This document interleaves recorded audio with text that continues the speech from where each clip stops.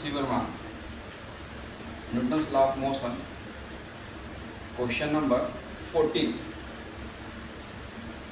Newton's law of motion, chapter 5, question 14.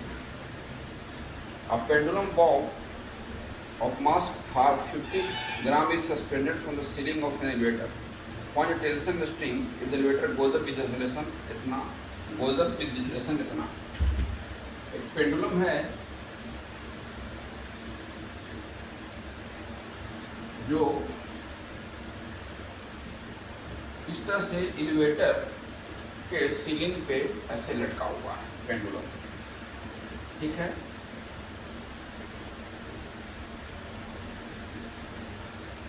मान लिया ऐसे एलिवेटर है, ये इसको टांग करके ऐसे खींच करके ऊपर की तरफ ये एलिवेटर ले जा रहा है, एलिवेटर ऊपर की तरफ जा रहा है. कह रहा है कि point tension in the string if the elevator goes up. पहला क्वेश्चन है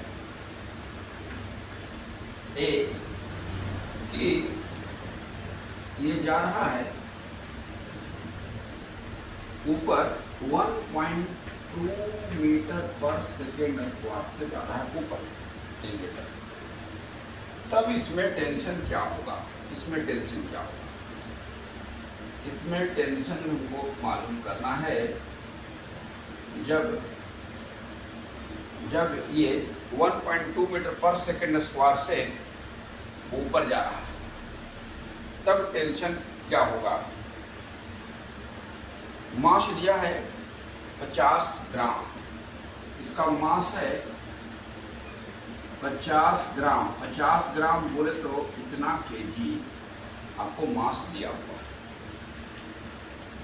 तो निकालिए mass into acceleration equal to, ऊपर जा रहा है पुल, तो mass into acceleration equal to T minus mg.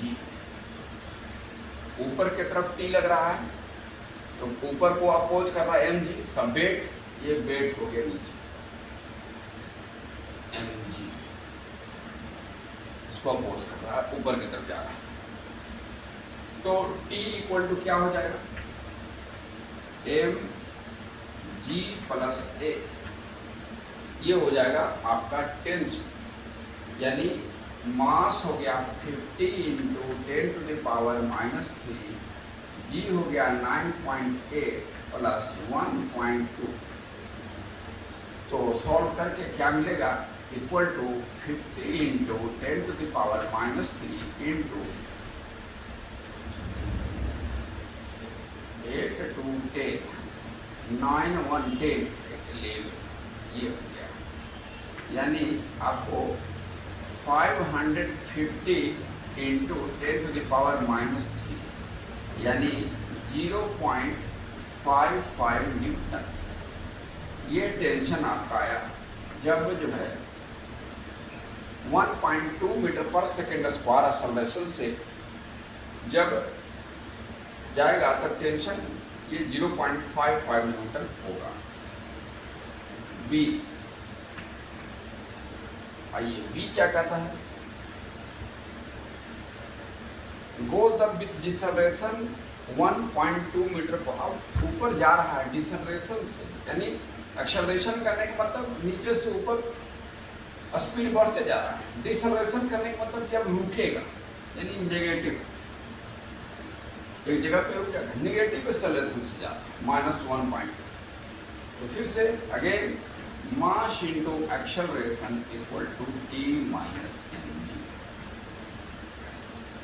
तो यहाँ पे T इक्वल टू क्या हो गया, mg प्लस a, यानी मास कितना है 50 into 10 to the power minus 3, g है 9.8, डिसलेरेशन है 1.2, यानी कितना हो गया 50 into 10 to the power minus 3 into 6 और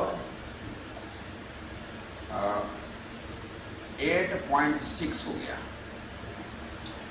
अब इसको मल्टीप्लाई किए 6 5 या 30, 8 5 या 40, 40 और 3 43 इंटू 10⁻³ यानी आपका 0.43 न्यूटन।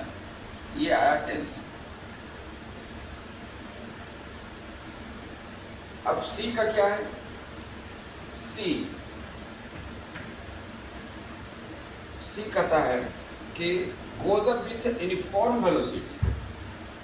अभी यूनिफॉर्म वेलोसिटी से ही जा रहा है। यूनिफॉर्म वेलोसिटी से जब जाएगा तो एक्सेलरेशन 0 हो जाएगा, यानी एक्सेलरेशन का कोई प्रभाव नहीं है।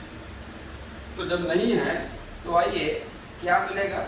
C equal to T equal to acceleration है ही नहीं तो T इक्वल टू केवल mg, यानी m इंटू जी, यानी इसको मास है आपको 50, मास है 50 इंटू 10⁻³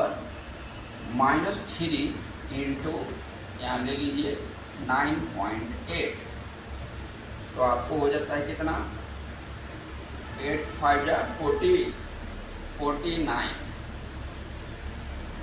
49 और एक जीरो और डाल दिए 10⁻³ यह गया 490 इंटू 10⁻³, यानी टेंशन जो मिलेगा वो मिलेगा 0.49 न्यूटन। ये आपका आ गया C का। अगला है आपका D। D क्या कहता है कि goes down with acceleration 1.2 metre पर सेकंड। अभी ये नीचे जा रहा है, ये जो है ना अभी ये नीचे जा रहा है 1.2 मीटर पर सेकंड स्क्वायर से नीचे आएगा, तब क्या होगा टेंशन? फिर से ये mass into acceleration equal to mg minus T. अब जो है mg को t अप्रोच करना, यानी t इक्वल टू क्या हो गया?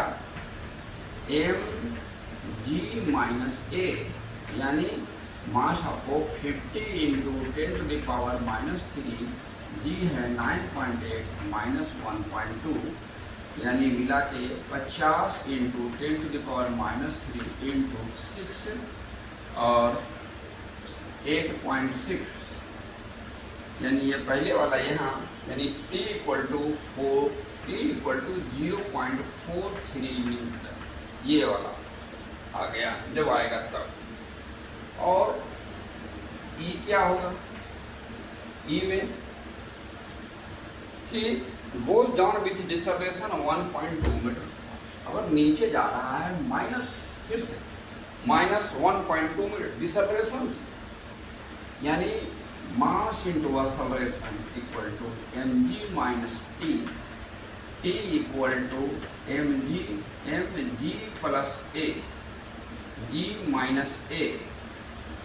मास हो गया 50 इंटू 10⁻³ और g हो गया 9.8, अरे एक्सेलरेशन नेगेटिव है तो प्लस 1.2, यानी ये मिल के आ गया 0.55 न्यूटन। ये पहला वाला, फर्स्ट वाला। अब एक और है F। F क्या है? Goes down with uniform velocity.